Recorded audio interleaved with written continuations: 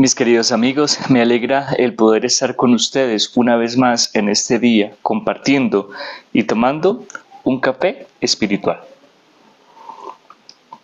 Como ya lo saben, en mis videos estamos reflexionando este libro que se titula Jesús de Nazaret, su vida a partir de los 4 evangelios del padre Salvador Carrillo Alday. Y hoy vamos a continuar con la meditación y lectura del capítulo 3, cuya reflexión empezábamos en el video anterior.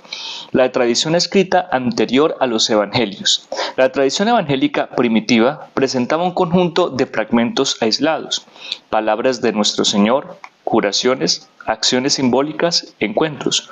Fue Marcos el primero que lo dispuso en un continuo relato.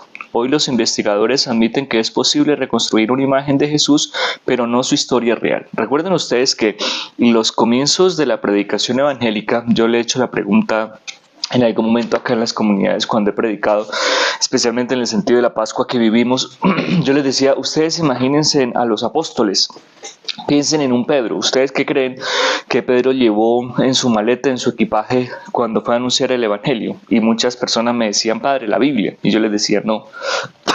No era posible porque cuando los apóstoles comenzaron su predicación, ellos no tenían el texto bíblico como lo conocemos hoy en día, y mucho menos los evangelios, mucho menos el libro de Hechos de los Apóstoles, sino que ellos hacían su predicación de manera oral. Es decir, ellos fueron testigos visuales, pero también testigos auditivos de las palabras y de las acciones de la vida de nuestro Señor. Jesús los preparó, por eso Jesús compartió con ellos, por eso Jesús hizo con ellos una escuela, si lo quisiéramos llamar una escuela, la escuela de Jesús, para formarlos, para instruirlos y después para enviarlos.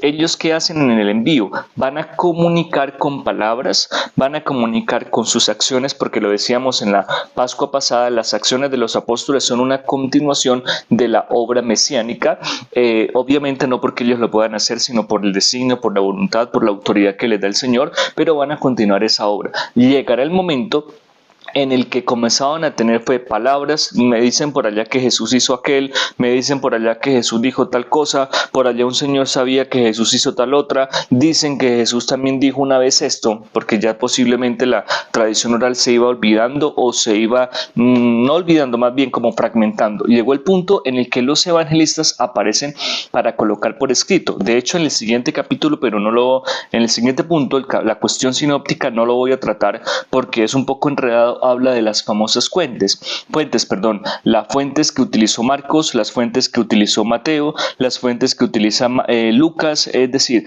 ¿de dónde sacan? Todos apuntan a una famosa fuente Q, que es una fuente desconocida, las fuentes propias de cada evangelista, y los otros evangelistas sinópticos, Mateo y Lucas, posiblemente también toman como fuente el evangelio de San Marcos, que fue el primer evangelio en ser construido. Esa es una referencia interesante para que la tengamos muy presente. ¿Qué les propongo yo a la luz de este primer video que grabo en este día? Que nosotros tomemos conciencia de la importancia primero de la evangelización. Durante toda la Pascua yo les dije y les hice la insistencia de que todos nosotros somos llamados a ser, o estamos llamados mejor, a ser discípulos misioneros y sobre todo a dar testimonio, a evangelizar, todavía no el testimonio, a evangelizar. Y la pregunta que yo les hacía, ¿y uno cómo da ejemplo de evangelización? ¿Tiene que irse casa a casa en su pueblo, en su comunidad, en su vereda, llevando el evangelio? Eso es una forma y es muy válida y ojalá la podamos hacer, pero la mejor manera de evangelizar, yo les he insistido y les insistiré, es con el ejemplo y el testimonio de vida, desde la realidad donde uno está, en la familia, en el hogar, en el trabajo, en la escuela, en una cancha de fútbol, en un grupo de amigos. Esa es la mejor manera, siendo coherente con mis acciones.